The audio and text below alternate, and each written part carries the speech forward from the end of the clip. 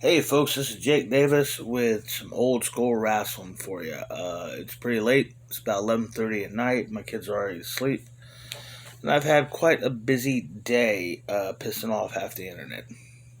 I did good. I did good. So, might as well wrap it all up.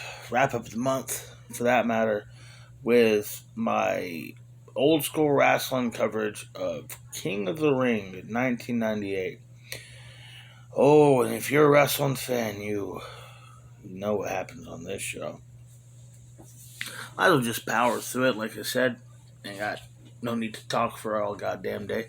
This show was held on the 28th of June in the Civic Center in Pittsburgh, Pennsylvania. They seriously just call it the Civic Center? Let me double check my notes here.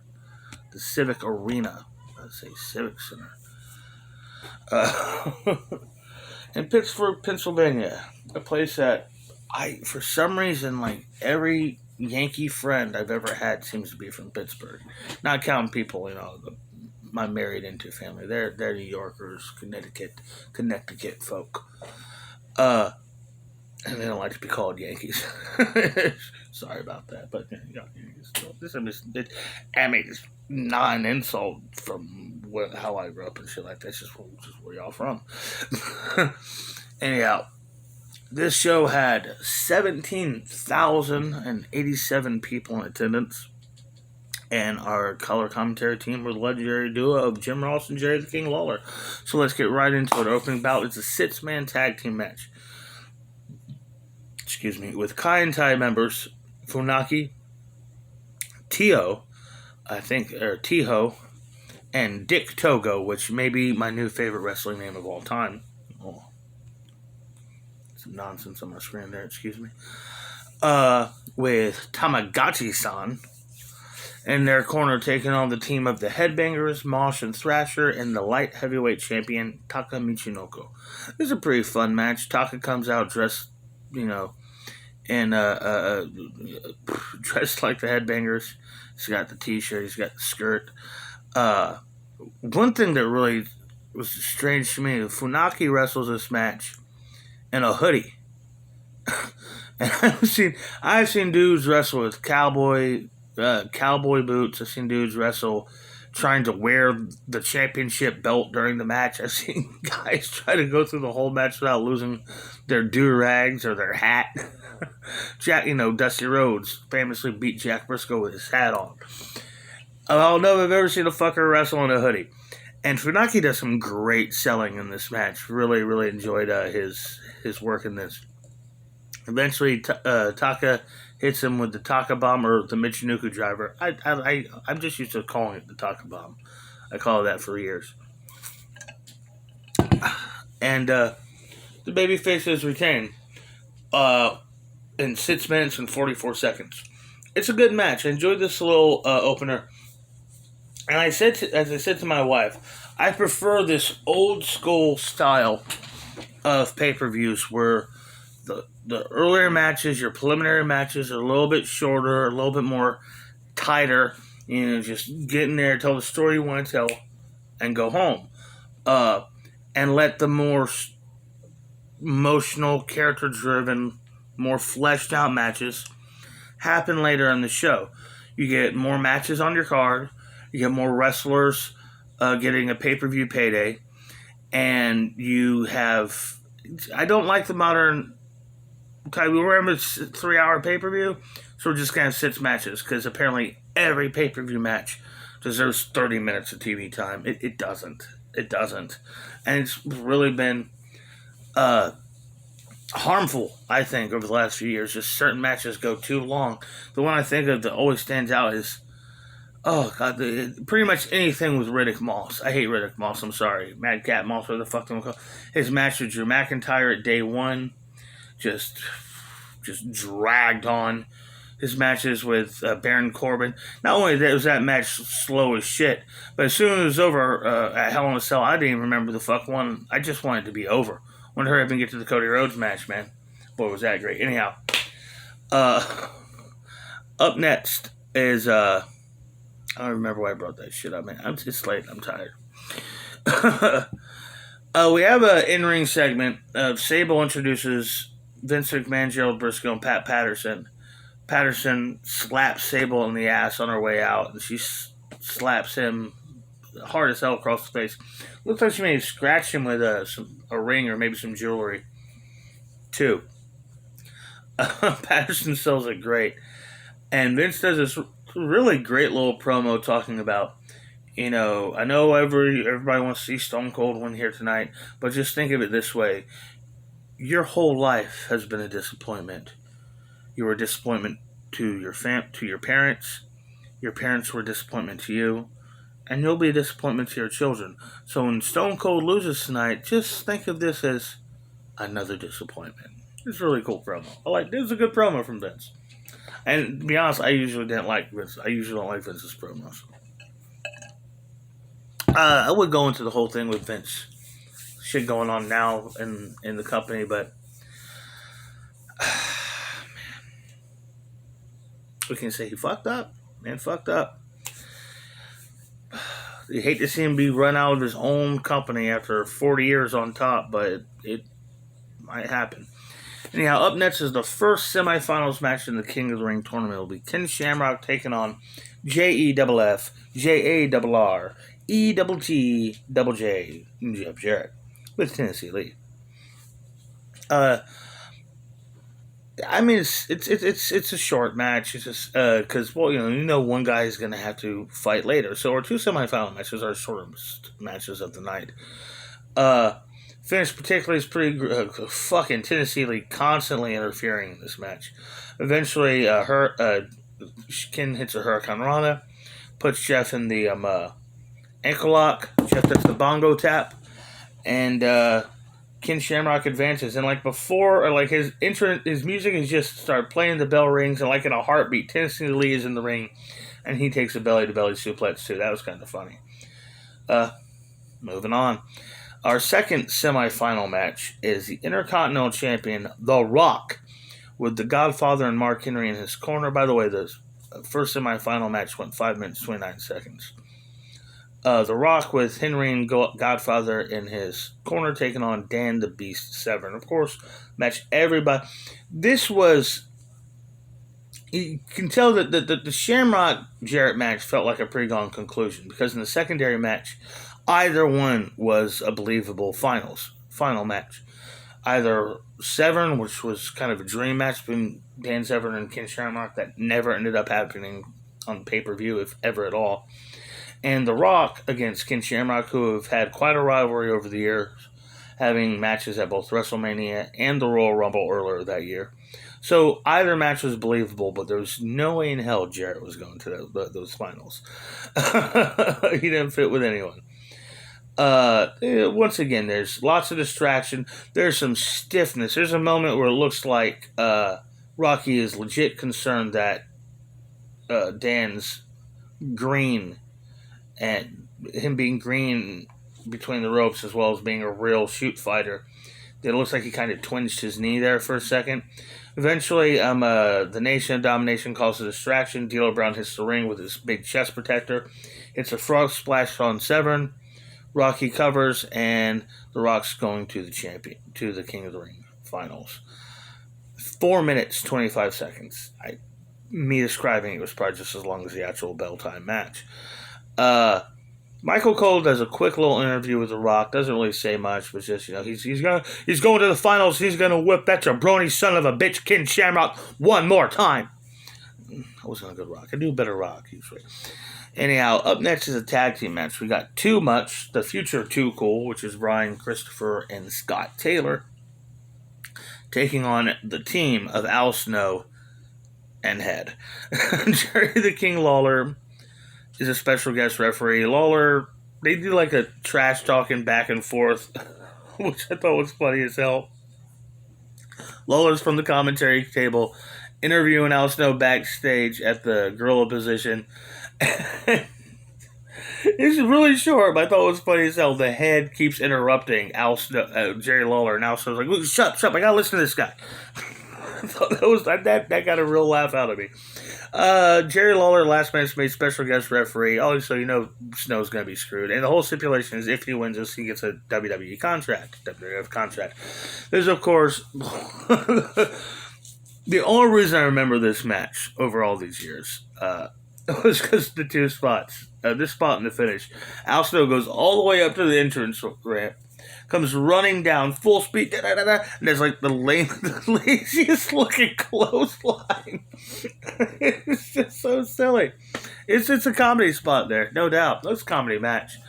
Of course, Lawler's not counting anything Snow does. Really, really slow counts. Fast counts on Snow when he's down. Snow hits a snow plow, and Christopher Lawler just turns his back like the crowd's distracting him. And then Jerry Lawler eventually Head gets tagged in, and Jerry Lawler hands Brian Christopher a bottle of Head and Shoulders. He attaches it to the head, he pins it, and I'm sorry, but I love it. It's so stupid. It's great. It's just about, you can't take pro wrestling too seriously. It's silly. It's a carnival. And that's a good thing. You know, be what you are. Up next, we get a pretty decent match. I didn't like the finish, but I enjoyed this match. Owen Hart versus X-Pac. X-Pac has China in his corner for this match. And these guys had really good chemistry. I think this was X-Pac's first singles pay-per-view match since coming back to the company. So we're talking like his first pay-per-view match since like 95 maybe early 96. It seemed like it'd been a while. I can't remember if that diaper match, crybaby match happened on pay-per-view or not. Well, that's the new generation era. That's bad wrestling right there, people. Anyhow, they have a good match going back and forth. Owen locks in the sharpshooter. After Mark Henry comes down to interfere, and it's a big splash on the floor to X-Pac. Yuck. He gets in China's face, but Vader hits the ring. He comes running down so fast and hits Vader so hard, he falls on his ass off the hole from his own concussion of impact there. While the referee's trying to tend to these two gargantuans outside the ring, China gets inside, hits a DDT on Owen while he's still got the sharpshooter locked in. X-Pac crawls over to cover, and X-Pac gets the win. X-Pac probably should have won this match. And a little interesting here that X-Pac, even though he's been back since like the night after WrestleMania 14, you can tell that Jim Ross is still not used to calling him X-Pac, because he refers to, and when he wins the match, he goes, "The kid did it! The kid did it!" Pause this real quick.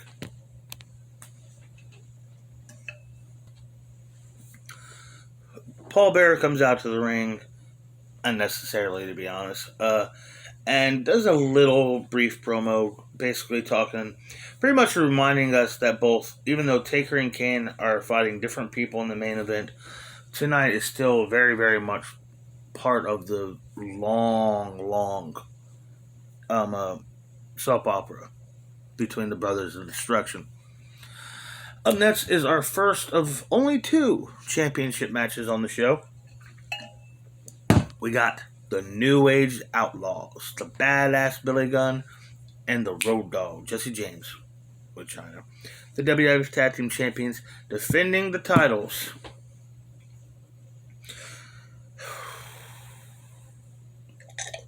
against the new Midnight Express. Oh my god, so gross. Which features bodacious Bob Holly and bombastic Bart Gunn. Oh. Bobby Eaton's not even dead yet, and he's rolling in his grave. Oh, and the worst part, Jim Cornette was part of this. He's in their corner. It's just horrific. They're also the NWA Tag Team Champions at this time. They should walk out with those belts, as like that means anything. I mean, you're talking about, it's like that whole NWA Invasion era. What a waste of time that shit was, man. Anyhow, I believe this is the only time Bart Gunn and Billy Gunn had any pay-per-view interaction after their team broke up, and even that was like, I mean, that had already happened like well over a year ago at this point, if not longer. And the finish is just embarrassing. I mean, JR references that. Oh yeah, by the way, these two guys are brothers. They've been tag team champions. The finish is absurd because I've heard I've heard Cornette tell the story before, but even before knowing the story of this finish, it's so obvious. Fucking hell, too many Jims here. Cornette gets in the ring. He got the championship belt. He said, "I'm gonna hit you," and he's just staring at him. "You're gonna hit me. I'm gonna hit you. You're gonna hit me. I'm gonna hit me," like for 45 seconds back and forth between this because China's on the other side of the ring, not paying attention. She finally gets over here where she's supposed to be. Gets in the ring. Low blows Cornette. Then Road Dogg and Mr. Ash hit the Billy Gunn, hit a double stun gun on Bob, and Billy pins. He retains. Was there any doubt? I mean, literally, this was the most popular tag team champions that WWF had since Demolition. And there's a reason they dominated like the next 2.5 years of pro wrestling. Pretty much until Billy Gunn hurt his arm, had to take some time off. And then, fortunately, they had great teams in the wings. That was the great era of tag teams in WWE. Edge and Christian, Dudley Boys, Hardy Boys, APA. And that was just, but still, that's still 2 years down the line kind of thing. And yeah, the Outlaws had to hold the fort. That whole time, their tag team division basically was the Outlaws. And they could feud with, sure, like the Headbangers, the Road Warriors, and stuff like that. But, they could also go in there and hold their own with the Brothers Destruction, the Rock and Sock Connection, that kind of shit. I mean, they made the tag team championship feel important again. Up next is we're getting to our basically 3 big main events. First off is, and by the way, that I didn't say what the other ones did. Okay. The Al Snow and Head match, since I wrote it down, I'm fucking telling you, it went 8 minutes and 26 seconds. The Owen Hart China match. Owen Hart China. That would have been an interesting match. Owen could have gotten a good match, however. Owen Hart X-Pac match went 8 minutes and 30 seconds. And the tag title match went 9 minutes, 34 seconds. I had no excuse to be so long. So we get to the King of the Ring finals. The Rock now coming out on his own, taking on Ken Shamrock. And like I said, these guys had good matches at the Rumble, at WrestleMania 14, a couple of tag team matches on pay-per-view around that time too. This was not quite their blow-off match. It'd fight some more down the line. I think they had, they fought in the Deadly Game Tournament Survivor Series later in the year. But this kind of felt like a blow-off to this level of their feud. By the time they're fighting again, the heel-villain the heel-face dynamic had switched. It's an interesting match. Triple H, who was also European champion at the time, comes out to do commentary since he was the previous year's King of the Ring winner. And Chyna, of course, comes out with him. And it's funny, they're just standing there by Hunter at the commentary table doing her genie pose. She goes over there and sits down at the Spanish commentary table and starts doing commentary straight up in Spanish. Doesn't miss a beat. I thought that was cool, man. Kind of her showing off. Why not do it?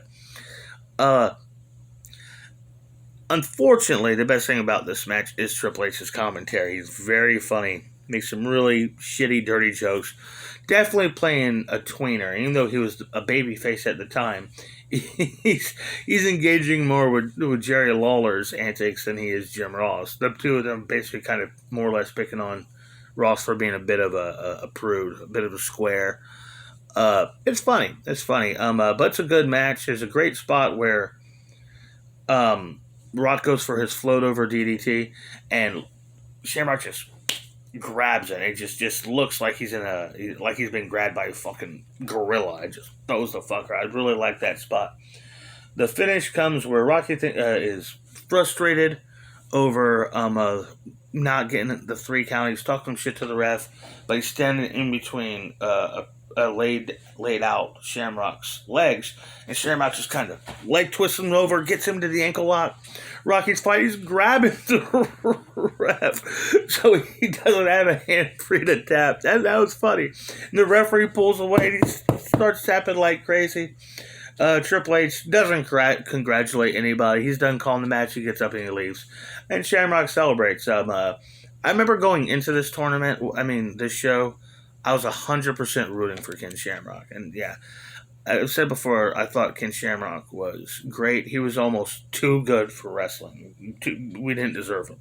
You know what I mean? I gotta pause it for a second. And here's the moment of the hour. The Undertaker versus Mankind, Hell in a Cell. Now, I do not think it is much of an exaggeration to say that this quite possibly is, if not most likely, the most famous match in the history of professional wrestling, not just in WWE, but in the entire industry. The match. Okay, let's tell you what happens. The match starts. I don't even remember ever hearing a bell.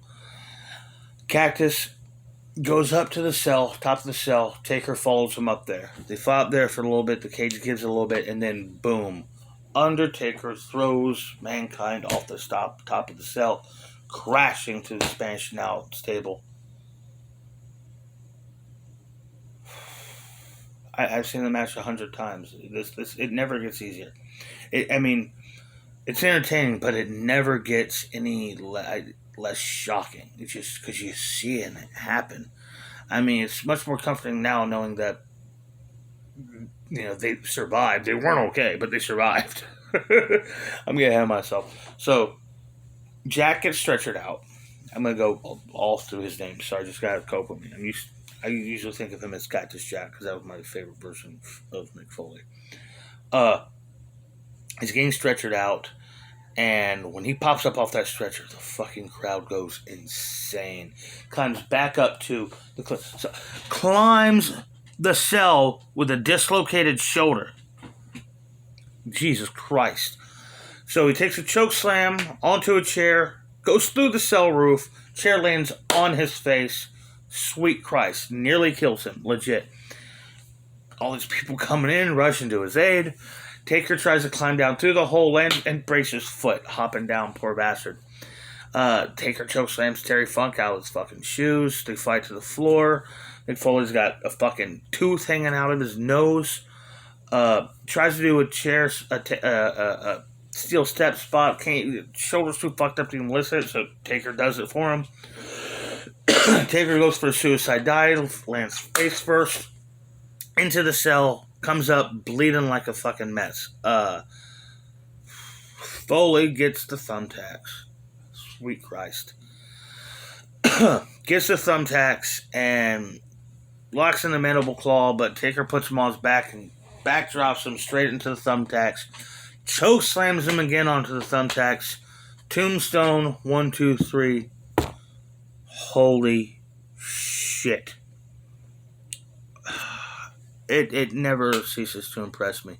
Mick Foley walks out of the arena. Yeah, sure, it takes like 7 guys to hold him up, but he walks out of the arena and to a standing ovation. And even though he would finish up this heel run and have a heel run in TNA, no one really ever booed Mick Foley again after this. Wow. It's 24 years ago. 24 years ago today. And it's still shocking to see. I'm just saying it one more time. Wow. Oh, by the way, the King of the Ring finals went 14 minutes, 8 seconds, and the Hell in a Cell was 17 minutes, 38 seconds. That's right, you don't need the Hell in a Cell to go an hour for it to be great. Okay? Main event time.